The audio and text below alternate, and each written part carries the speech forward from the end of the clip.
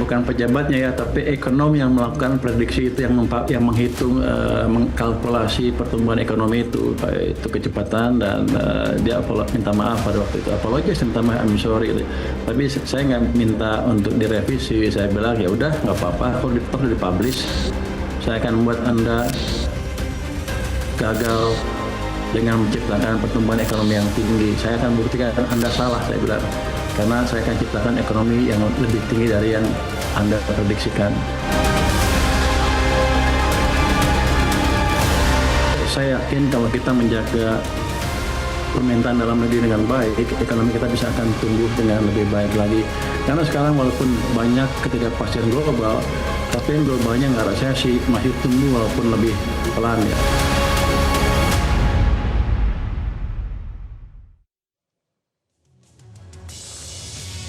Selamat malam pemirsa. Di tengah perekonomian global yang tidak menentu, Menteri Keuangan Purbaya Yudi Sadewa menegaskan Indonesia berhasil meyakinkan Bank Dunia, IMF, dan investor global bahwa ekonomi Indonesia ada di jalur yang benar. Di New York dan Washington DC, Amerika Serikat, Menteri Keuangan Indonesia menyatakan dunia percaya kepada Indonesia. Seperti apa fakta di lapangan? Pemirsa, bersama saya Leona Samosir, inilah Top Economy.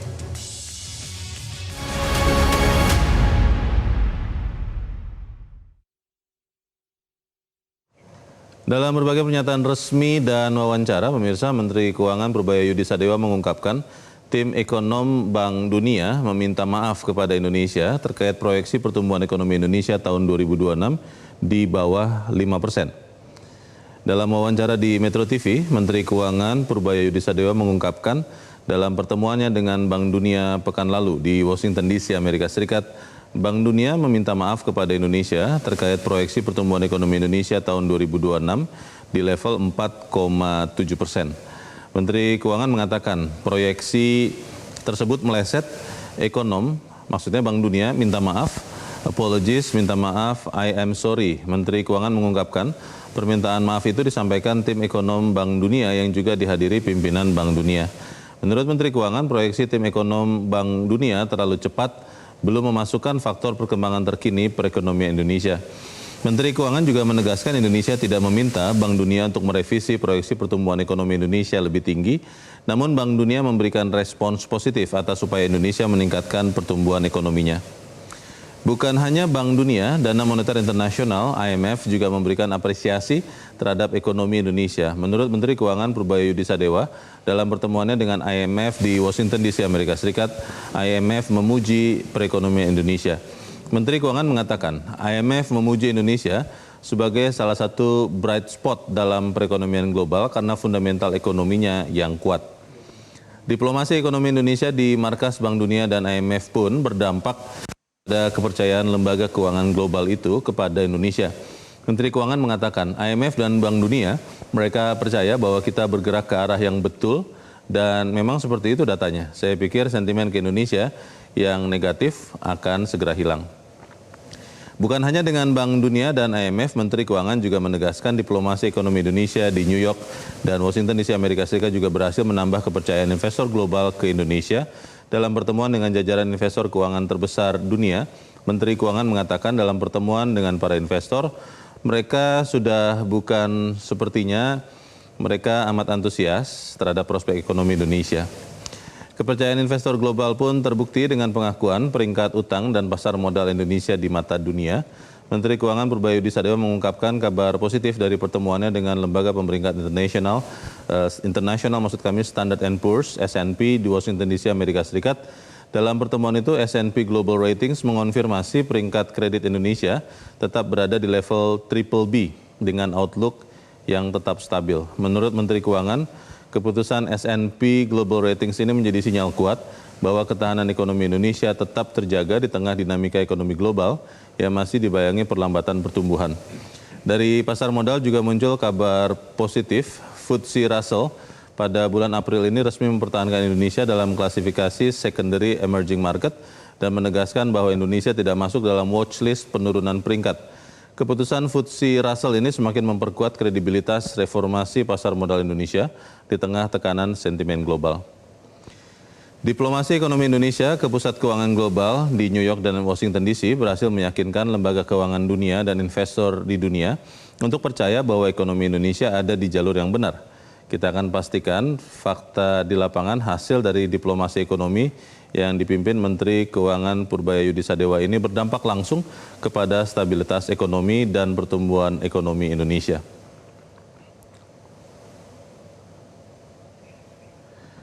Dan pemirsa, tetaplah bersama kami, Top Ekonomi, investor global percaya Indonesia akan segera kembali, tetaplah bersama kami.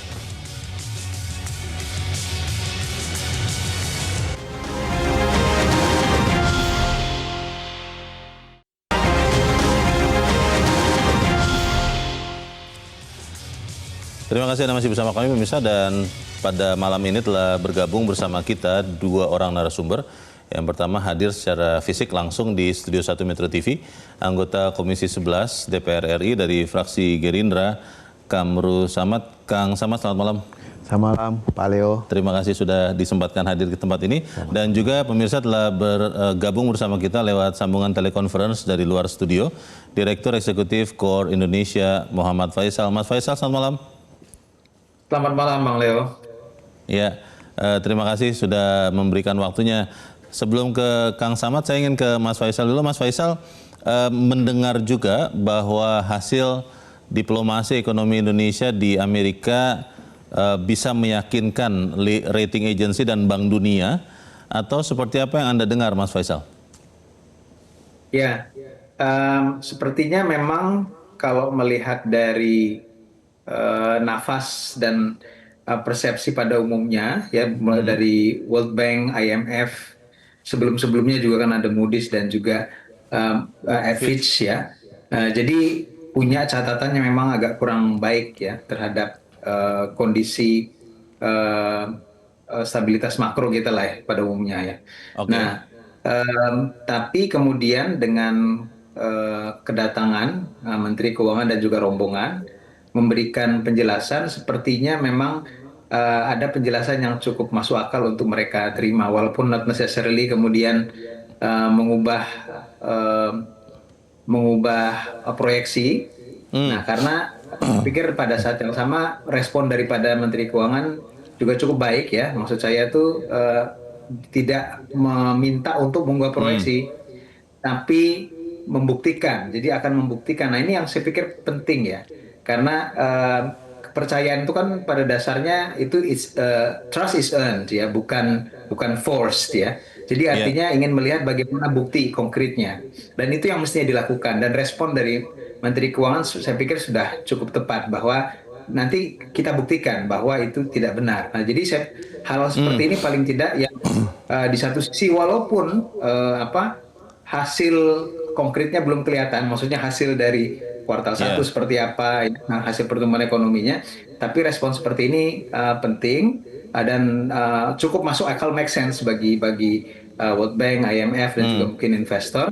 Di sisi yang lain pemerintah juga tidak memaksakan ya, tapi memang harus membuktikan bahwa memang kita pada dasarnya, kalau memang pada dasarnya makroekonomi kita masih relatif kuat walaupun dalam kondisi perang, nah itu yang kemudian dibuktikan gitu. Baik. Para pemirsa, memang kami sudah hampir berhasil mendatangkan Dirjen Strategi Ekonomi dan Fiskal Kementerian Keuangan, Febrio Kacaribo, tapi beliau berhalangan hadir. Tapi saya ingin bertanya ke Kang Samad. Kang Samad, kalau apa yang terjadi di Amerika, itu kan Menteri Keuangan mengatakan berhasil memberikan penjelasan kepada lembaga pemeringkat di sana, ada Standard & Poor's, kemudian juga kepada Bank Dunia, kepada IMF, tentang langkah-langkah pengelolaan kondisi fiskal, terutama anggaran dari negara. Kalau Anda melihat ini sesuatu yang serta-merta akan mendatangkan investasi asing ke Indonesia lagi, atau memang ini perlu ditindaklanjuti dengan langkah lanjutan, misalnya kalau ada efisiensi, ya harus lebih dikonkretkan lagi, atau yang memang masih bisa diefisienkan harus diefisienkan lagi. Bagaimana Kang Samad? Bang Leo, saya kira yang pertama kita mesti mengapresiasi upaya pemerintah untuk melakukan diplomasi ekonomi. Dan memang seingat kami ada forum tahunan yang melibatkan lembaga-lembaga keuangan internasional yang selalu dilaksanakan di Amerika Serikat dan Spring meeting nih ya? Iya, biasanya dihadiri oleh otoritas fiskal, moneter dan juga mikroprudensial, sehingga dari situlah juga dimanfaatkan untuk memperkuat lagi kerjasama dengan berbagai macam lembaga-lembaga keuangan maupun lembaga yang selama ini memberikan peringkat atau menjadi rujukan oleh para investor untuk menempatkan investasinya di kawasan, di sebuah negara, dan itu sangat penting. Dan kalau kita mendengar tone-nya yang disampaikan oleh Menteri Keuangan, maka tentu ini sesuatu yang sangat positif, bahwa kita perlu waktu untuk membuktikan kepada dunia bahwa fundamental ekonomi Indonesia itu cukup baik dan arah kebijakan on the right track. Nah, apa saja yang on the right track, apa saja fundamental yang membuat kita kuat di tengah goncangan yang begitu banyak, ini semuanya perlu waktu untuk membuktikan karena kita baru memasuki di kuartal kedua di tahun ini. Dan kita cukup optimis karena kalau melihat data investasi di 2025 itu ada peningkatan di 12,7% year on year-nya dibanding 2024. Investasi 2024, Bang Leo. Ini secara total ya? Iya, secara total. PMA-nya lebih kurang 900 triliun dari 1.900 atau sekitar 46, sekian persen. Hampir separuh.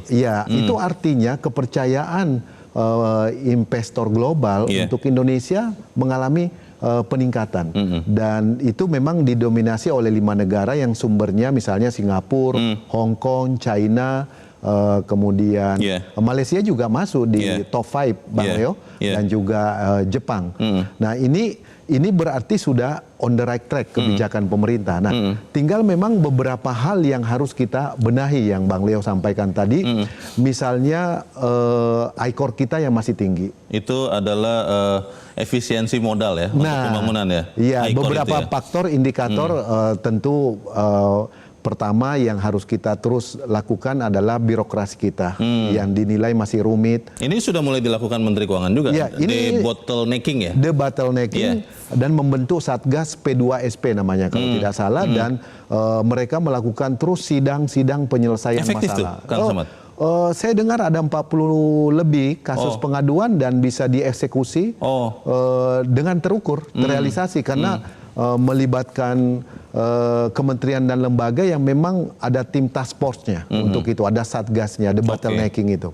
Dan itu menurut saya sangat tepat untuk dilakukan karena kendala utama selain birokrasi yang rumit memang juga ada masalah misalnya kualitas SDM kita yang masih rendah.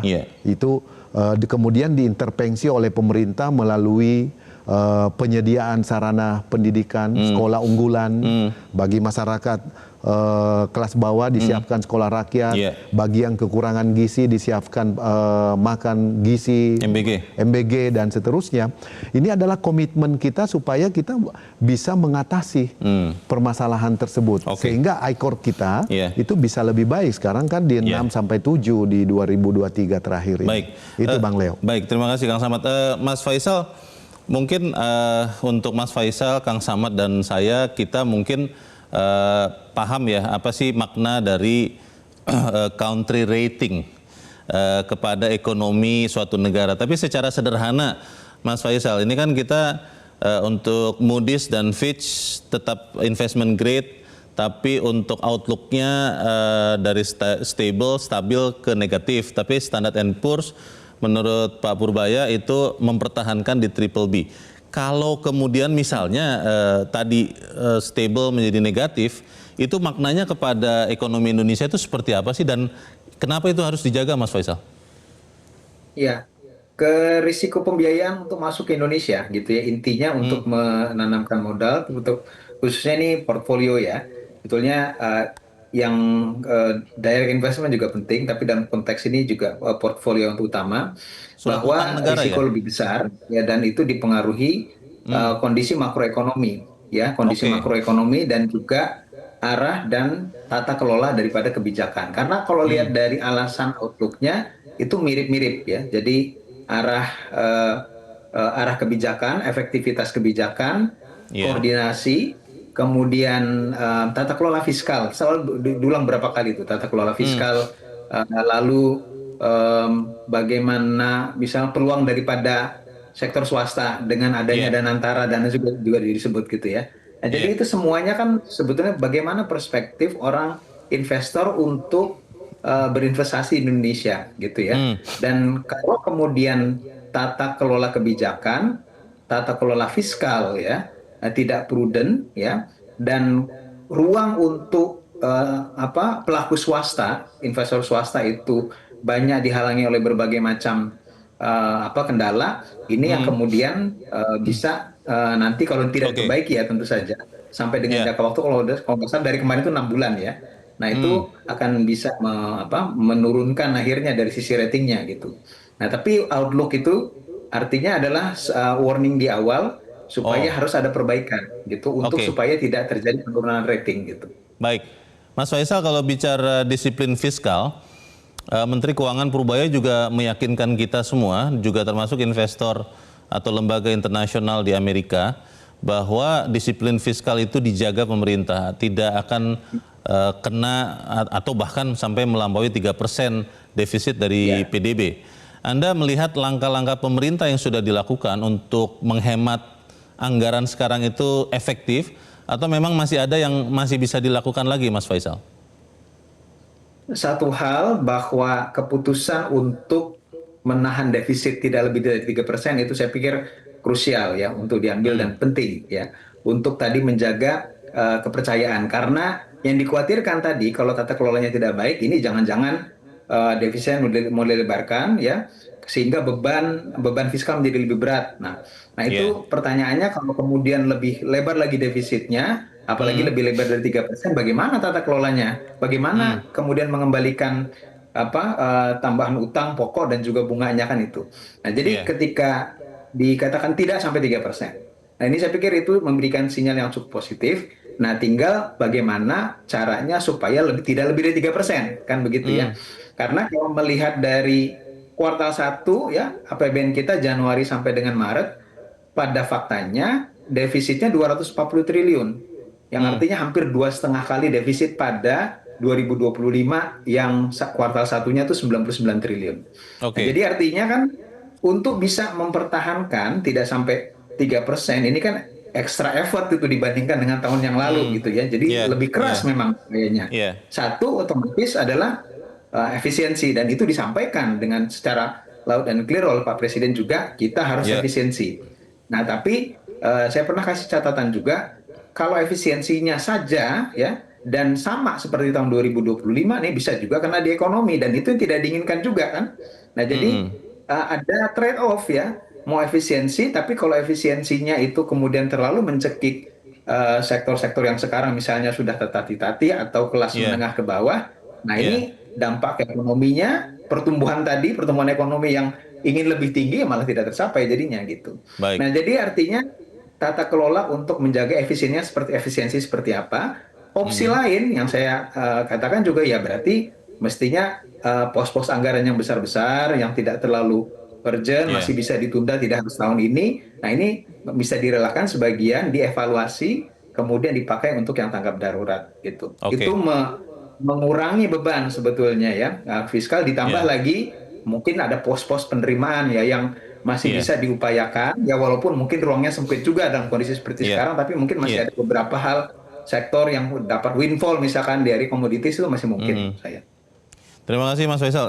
Kang Samad, kalau melihat efisiensi ya, ini kan secara sederhana kalau anggaran ada pendapatan ada belanja, itu kan bisa dilakukan dengan meningkatkan pendapatan dan atau menekan belanja. Efisiensi itu sudah dilakukan begitu rupa oleh pemerintah. DPR Komisi 11, Anda di Komisi 11, melihatnya apakah memang kemudian untuk dari pendapatan, kan ini saat ini sedang ditinjau ulang soal penerimaan pajak. Ini disebut-sebut katanya karena restitusi pajak terlalu besar di beberapa sektor yang tadinya itu harusnya tidak begitu. Lalu di sisi belanja, efisiensi itu juga sudah dilakukan Bahkan kalau kita lihat beberapa jenis BBM non subsidi kan sudah juga kemarin naik begitu ya. Anda melihat ini sesuatu yang sehat atau bagaimana, Kang Samad? Ya, ini semuanya mengatasi tantangan-tantangan yang muncul, Bang Leo. Iya. Jadi memang penerimaan negara harus terus dilakukan evaluasi. Apalagi 1 tahun terakhir ini menggunakan sistem Cortex. Yang baru ya? Yang baru. Sistem pelaporan Tentu, pajak. ini satu fase di mana wajib pajak itu memiliki kesempatan untuk memenuhi kewajibannya, tapi di sisi lain negara juga akan jauh lebih transparan untuk melihat database daripada wajib pajak itu sendiri. Karena di Cortex itu lebih lengkap dibandingkan sistem sebelum Cortex ya? Karena lebih terintegrasi. Iya. Jadi sistemnya jauh lebih baik. Lalu kemudian ada masalah-masalah teknis, betul. Akan terus kita di Komisi 11 akan terus mengawal supaya perbaikan dan tidak menghambat penerimaan negara. Kemudian dari sisi belanja memang saya kira pemerintah di dalam Undang-Undang APBN, Bang Leo, APBN yang ditetapkan, APBN 2026 ini yang ditetapkan pada bulan September 2025, memang ada satu pasal yang sudah disetujui pemerintah dan DPR pada waktu itu untuk memberi kewenangan kepada pemerintah melakukan penyesuaian jika diperlukan. Jadi penyesuaian meliputi bisa relokasi, bisa pengurangan, bisa penyesuaian sesuai dengan kebutuhan dan tantangan yang Itu maksudnya ada. bisa dilakukan pemerintah, tidak harus konsultasi dulu dengan DPR? Dengan mengkonsultasikan alat kelengkapan dewan yang terkait. Jadi misalnya dengan badan anggaran dan seterusnya. Jadi atau dengan komisi masing-masing, dengan mitra kementerian dan lembaga masing-masing. Jadi kita sudah mengantisipasi karena kita udah prediksi bahwa dalam situasi seperti ini penuh uncertainty. Jadi supaya untuk memudahkan pemerintah lebih agile menghadapi volatilitas yang terus terjadi di tengah gelombang ekonomi saat ini. Kita memang Kang Samad dan Mas Faisal dan pemirsa juga harus melihat bahwa gejolak di ekonomi dunia termasuk Indonesia itu disebabkan karena krisis di Timur Tengah. Saat ini saat kita berdiskusi ini antara Iran dan Amerika Serikat, kita belum tahu ujungnya. Bagaimana kalau kemudian krisis itu memberikan tekanan tambahan bagi BBM atau energi di Indonesia? Tetap bersama kami, Top Ekonomi segera kembali.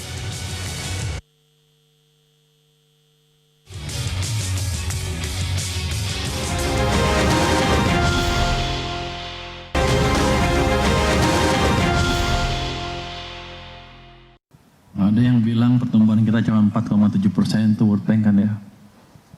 Begitu ketemu sana, dia minta maaf loh. Itu entah apa ada wartawan ya.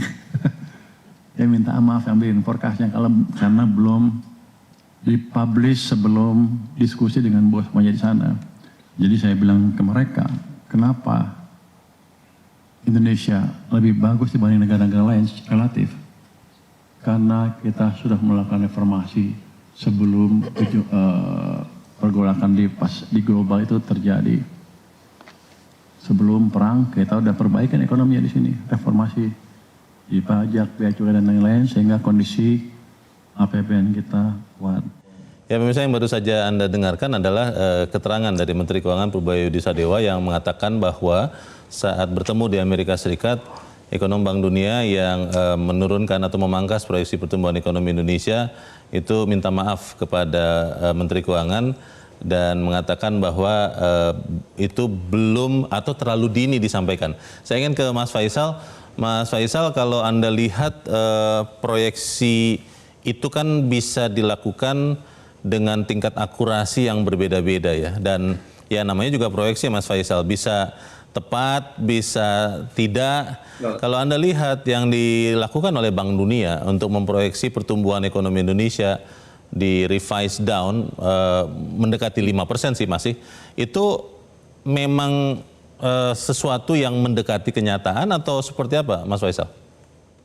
Gini, kalau kami bandingkan dengan proyeksi kami ya untuk tahun 2026 ya, sebetulnya sebelum perang konflik kita tuh kasih range 4,9 sampai 5,1%. Jadi Oke. artinya kalau bandingkan tahun 2025 sama atau bahkan sedikit lebih rendah 4,9 sampai 5,1.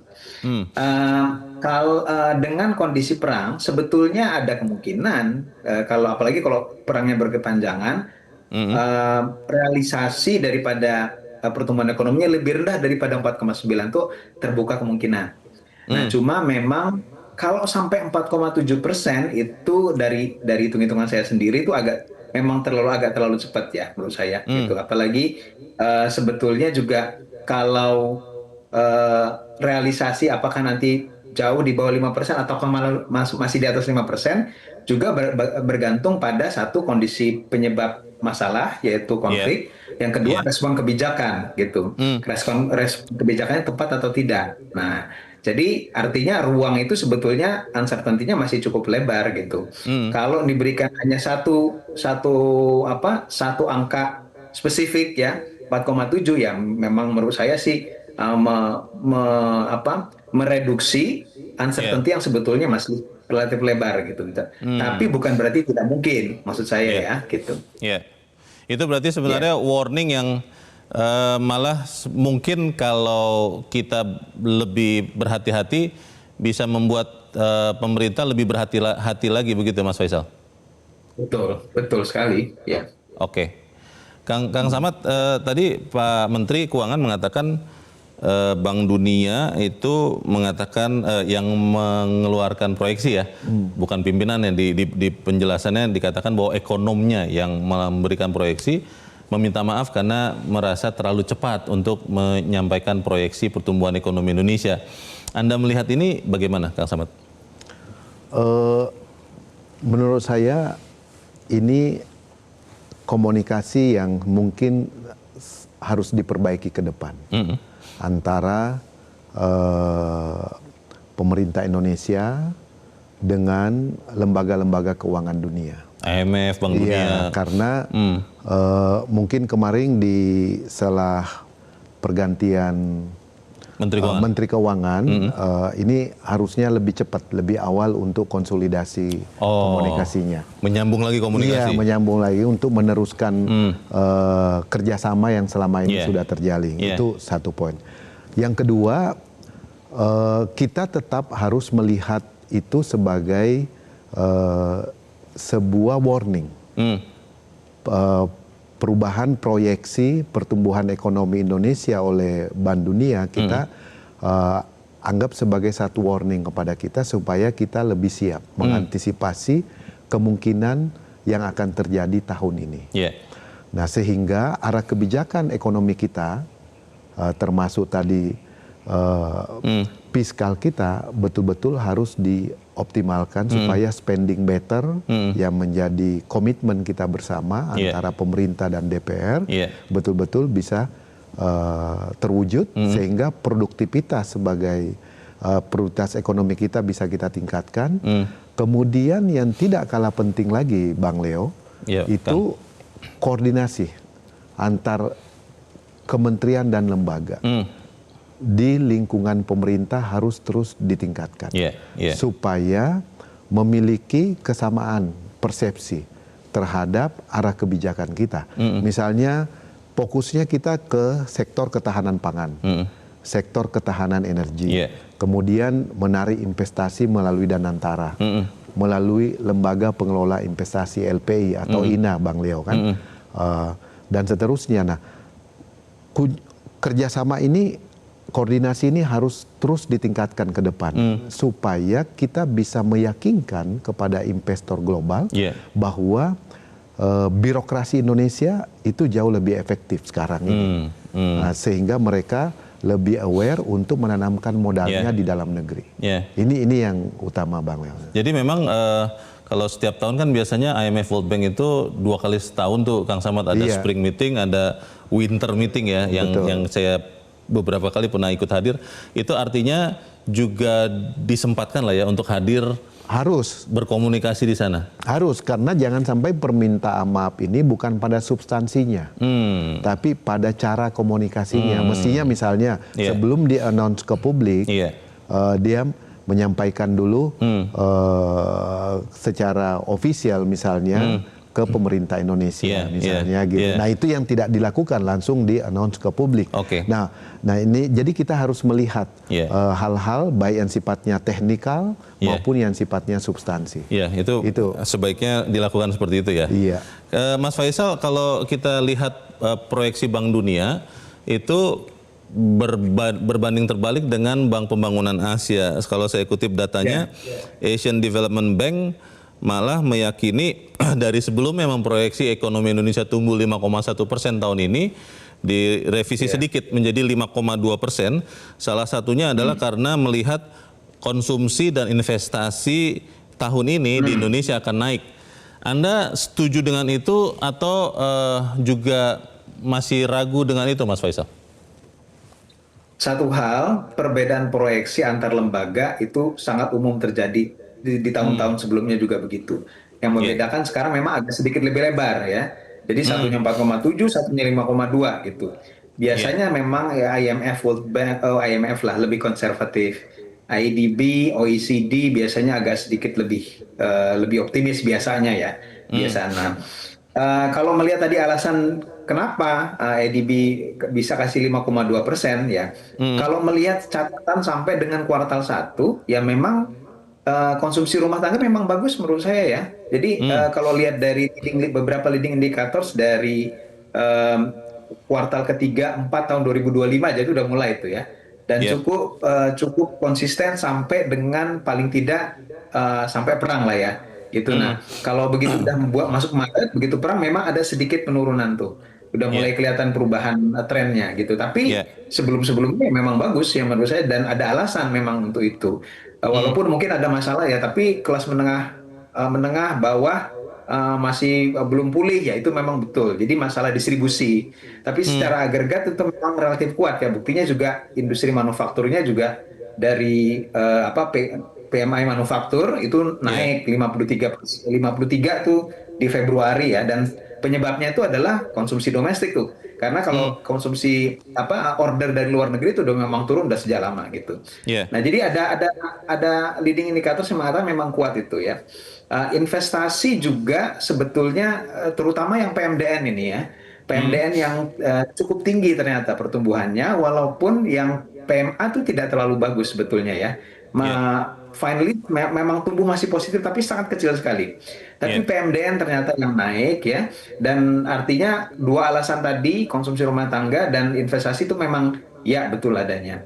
Nah, tapi kita perlu melihat faktor perang ya, karena ini bisa jadi ada perubahan yang cukup signifikan setelah perang gitu ya. Ambil contoh saja yang berpotensi adalah ketika ada inflasi, kemudian fiskal harus pembiayaannya harus lebih besar, ada dampak terhadap efisiensi itu akan mengurangi potensi pertumbuhan dari satu belanja pemerintah, yang kedua juga adalah konsumsi rumah tangga juga kena gitu. Nah, jadi faktor itu tetap akan harus dipertimbangkan ya. Jadi concern kita tidak berhenti di kuartal 1 tentu saja ya, tapi bagaimana dengan kuartal-kuartal berikutnya. Dan Mas Faisal, itu sangat bergantung pada respons kebijakan. Mas Faisal, kalau bicara soal harga BBM, di banyak kesempatan Menteri Keuangan Purbaya mengatakan kalau harga minyak mentah dunia katakan sampai akhir tahun 2026 ini tetap di harga sekitar $100 Amerika per barel, anggaran masih sanggup untuk menyerapnya sehingga tidak perlu menaikkan harga BBM bersubsidi sampai akhir tahun ini. Tapi kalau sampai 120 atau ke atas, itu mungkin yang harus berubah. Anda melihat itu bisa dijaga, BBM bersubsidi tidak perlu naik sampai akhir tahun ini atau seperti apa, Mas Faisal? Oke, kalau kita ikutin asumsi tadi bahwa rata-rata harga ICP itu sampai $100 ya, sampai dengan Desember kan, itu yang dikatakan Pak Menteri juga ya. Nah, lalu anggaplah bahwa nilai tukar yang juga menentukan itu tidak tembus di 17.000 ya, mungkin hampir 17.000 tapi nggak tembus ya. Nah, ini potensinya bisa menambah subsidi energi itu 200 triliun atau lebih ya. 200 triliun lebih bisa nggak diserap oleh APBN? Menurut saya masih bisa. Masih bisa, tinggal kan trade off-nya gitu ya. Mau ambil dari mana ini gitu. Nah, dari efisiensi jelas diperlukan dan alokasi dari tadi pos-pos yang besar-besar. Kalau 200 triliun masih bisa menurut saya. Tapi ada trade off ya. Nah, itu tinggal mengelola bagaimana trade off-nya ini meminimalisir risikonya terhadap ekonomi itu, Mas. Kang Samad, di berbagai kesempatan Menteri Keuangan mengatakan keuntungan Indonesia tahun ini adalah ada sisa anggaran lebih sekitar 400-an triliun yang tadi dibilang Mas Faisal kalau ada tambahan subsidi energi sekitar 200 triliun itu masih bisa diserap. Anda melihat ini masih cukup aman untuk budget tahun ini atau memang Komisi 11 melihat pemerintah juga harus membuka opsi untuk melakukan perubahan mungkin di APBN perubahan namanya begitulah dengan signifikan? Bang Leo, jadi kita udah lakukan simulasi ya dengan Menteri Keuangan dengan harga ICP misalnya di posisi $100 per barrel average-nya kira-kira begitu sampai dengan Desember itu relatif masih aman. Tidak perlu naik harga BBM bersubsidi? Tidak perlu harga BBM subsidi karena juga kita menghitung pengguna BBM subsidi ini kan banyak turunannya. Misalnya layanan kereta api, kemudian layanan ASDP, layanan Pelni, layanan Damri. Itu ratusan juta rakyat kita setiap tahun menggunakan layanan transportasi itu baru di moda transportasi dan di situ menggunakan BBM bersubsidi dan itu harus kita hitung multiplier efeknya, Mas. Dan itu rata-rata masyarakat menengah ke bawah yang menggunakan segmen moda transportasi tersebut. Nah, kemudian kita juga bersyukur nih Bang Leo karena kita juga melihat bahwa industri manufaktur kita itu mengalami penguatan, termasuk juga industri pengolahan. Dari itu kemudian kita bisa lihat angkanya sampai dengan 2025 ekspor kita juga mengalami peningkatan. Nah, kalau ini terus kita bisa jaga kontinu sampai dengan akhir kuartal keempat atau kuartal keempat tahun ini, maka saya yakin ekonomi kita tetap akan tumbuh di atas 5%. Itu sesuai dengan harapan di dalam undang-undang APBN. Tapi kita. Kang Samad, kalau ini saya mengatakan kalau ini amit-amit ya. Kalau konflik di Timur Tengah itu ternyata agak panjang nih, kan tadinya kita berharap bahwa ini akan segera selesai. Kemarin gencatan senjata akan diikuti dengan kesepakatan damai yang permanen, tapi ini kan kita masih serba tanda tanya ini ujungnya seperti apa. Kalau misalnya konfliknya itu panjang, kan bisa jadi harga minyak mentah jangan-jangan nggak hanya 100 nih, bisa naik lebih tinggi lagi. Bagaimana Kang? Bang Leo, kalau kita lihat 2 bulan lebih konflik ini terjadi. Ya sudah 2 bulan kurang lebih. Iya, itu kan naik turun. Harga minyak mentah. Iya, itu kalau turun itu juga pengaruh positif terhadap beban fiskal kita. Nah itu jadi konflik bisa saja berkepanjangan, tetapi situasinya kan bisa terjadi perundingan, bisa terjadi gencatan senjata, lalu kemudian deadlock, tidak ada hasil atau titik temu untuk jangka panjang. Tetapi juga kita bisa lihat bahwa situasinya tidak semata-mata linear terus mengalami peningkatan misalnya, tetapi ini up and down. Nah sehingga dan semua pihak bekerja untuk bisa mengkanalisasi persoalan ini supaya tidak melebar di kemana-mana misalnya atau hanya untuk 1 atau 2 negara, tidak melebar atau melibatkan banyak kawasan lainnya. Kemudian Bang Leo, yang harus kita cermati memang adalah penggunaan APBN kita, fiskal kita. Ini yang kita harus terus kawal. Kenapa demikian? Karena inilah kekuatan hari ini yang bisa menjadi stimulan ekonomi kita. Dan investasi dalam negeri melalui kebijakannya Menteri Keuangan misalnya menempatkan dana di perbankan beberapa waktu yang lalu, itu dalam rangka untuk mendorong supaya investasi dalam negeri bisa menjadi faktor pendorong bagi ekonomi kita. Nah, kedepannya walaupun itu di-exercise terus, dilakukan evaluasi, belum efektif ditarik lagi, kemudian dicari formula yang lebih tepat lagi, supaya dunia usaha kita bisa tumbuh, sehingga dunia usaha tidak karena dunia usaha sangat menentukan berapa besar pencipta lapangan kerja baru, berapa besar target pertumbuhan ekonomi kita, kemudian berapa besar dampak terhadap kekuatan fundamental ekonomi kita. Ini dunia usaha sangat penting. Kang Samad dan Mas Faisal dan pemirsa, satu yang juga tadi sudah disebut oleh Mas Faisal yang sangat berpengaruh adalah faktor nilai tukar rupiah terhadap dolar. Bagaimana ini bisa kita maintain? Tetap bersama kami, Top Ekonomi segera kembali.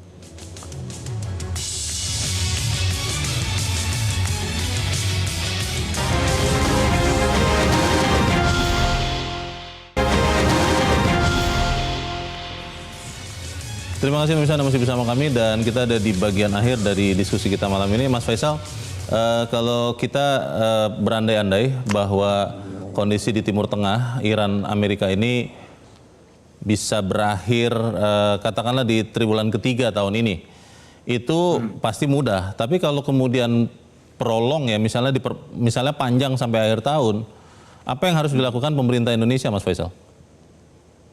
Ya. Kalau panjang berarti ya segala opsi sebetulnya untuk meminimalisir resiko harus dieksplor ya.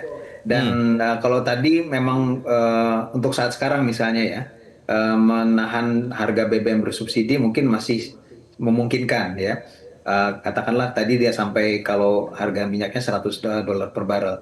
Nah tapi kalau betul-betul worst scenario sampai lebih di atas $100 per barrel ya kita harus buka opsi satu persatu ya yang lebih realistis tentu saja gitu. Walaupun tadi prediksi saya sepakat ya bahwa untuk di atas $100 per barrel rata-rata selama 1 tahun itu kayaknya kemungkinannya masih agak kecil menurut saya. Sekarang tuh memang bergerak naik rata-ratanya tapi belum sampai $90 per barrel ya, masih di bawah itu gitu. Nah tapi makin panjang perang ya tentu saja akan terus naik gitu. Nah jadi itu opsi satu ya, opsi harus dibuka untuk hal-hal yang tadinya mungkin belum kita buka opsinya, termasuk masalah BBM yang bersubsidi ya, karena itu cukup besar memang membengkaknya nanti. Nah tapi kita juga melihat bagaimana trade off-nya ke efek yang lain, karena ke ekonomi kalangan bawah itu juga menjadi penting. Jangan lupa juga masalah stabilitas sosial politik ya, yang kaitannya seringkali juga dengan BBM, harga BBM naik, inflasi ke harga pangan, nah itu juga harus menjadi pertimbangan karena itu bisa menambah parah. Jadi memang pilihannya tidak banyak, tapi ya kalau makin panjang perangnya memang perlu lebih opsi-opsi yang lebih realistis ya secara kebijakan. Terakhir singkat saja Mas Faisal, apa yang harus dilakukan pemerintah untuk tetap menjaga kepercayaan investor global? Ini kan langkah bagus dari Amerika, tapi kan harus dipertahankan dan ditingkatkan. Singkat saja apa Mas? Beberapa catatan ya, tata kelola fiskal ya itu harus dibuktikan bahwa itu harus menjadi prioritas pemerintah. Bagaimana menjalankan program-program prioritas pemerintah juga, MBG, Koperasi Desa Merah Putih yang masih menjadi sorotan pada saat sekarang itu juga harus diperbaiki. Masalah koordinasi kebijakan, termasuk tadi sempat ditanyakan masalah menjaga stabilitas nilai tukar rupiah. Sebagian itu adalah peran pemerintah, otoritas fiskal, tapi tentu saja otoritas moneter itu menjadi penting, sehingga menjaga independensi daripada otoritas moneter itu juga harus dijaga tuh. Jadi sempat kan ada keraguan ya. Nah ini harus dipulihkan. Itu menurut saya di antara yang penting. Terima kasih Mas Faisal. Kang Samad, apa yang DPR akan sampaikan ke pemerintah supaya kemudian kepercayaan investor global kepada Indonesia ini tetap terjaga atau malah meningkat? Bang Leo, sebetulnya Indonesia ini udah punya modal yang sangat baik. Ada 25 kawasan ekonomi khusus. KEK? KEK. Jadi mulai dari Tanjung Lesung, Mandalika, Palu, kemudian Galang, Lok Sumawe, dan seterusnya. Kalau ini terus dipromosikan ke publik bahwa di dalamnya ada tax allowance, ada tax holiday, daya tarik ya, insentif ya, ada pembebasan bea masuk, kemudian ada layanan perizinan satu pintu, satu atap gitu. Saya yakin cukup optimis karena kalau kita melihat angkanya Bang Leo, akumulatif investasi yang masuk di 25 kawasan ini itu sudah mencapai 336 triliun.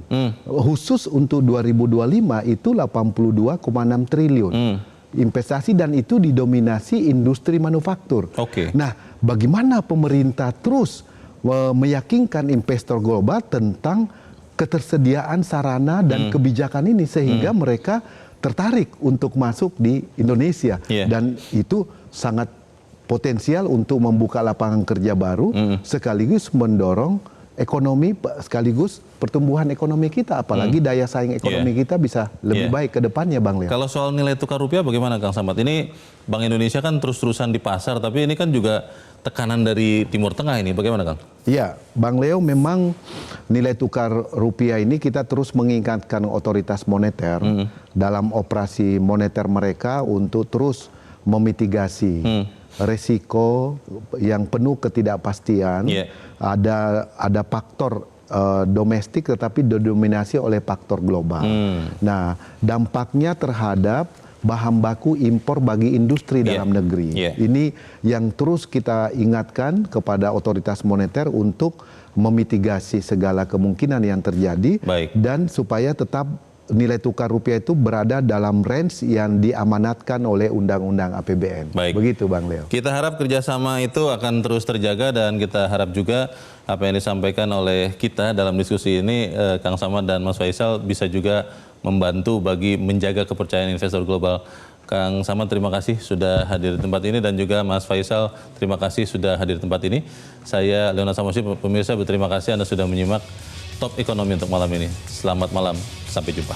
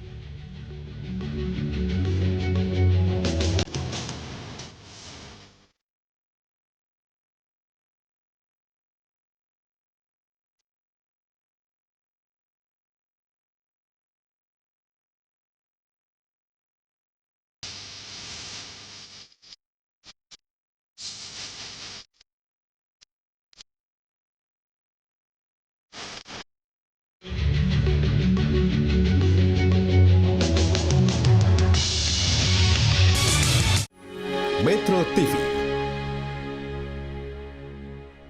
Jelajahi cara baru mendapatkan informasi. Download Metro TV Extend sekarang.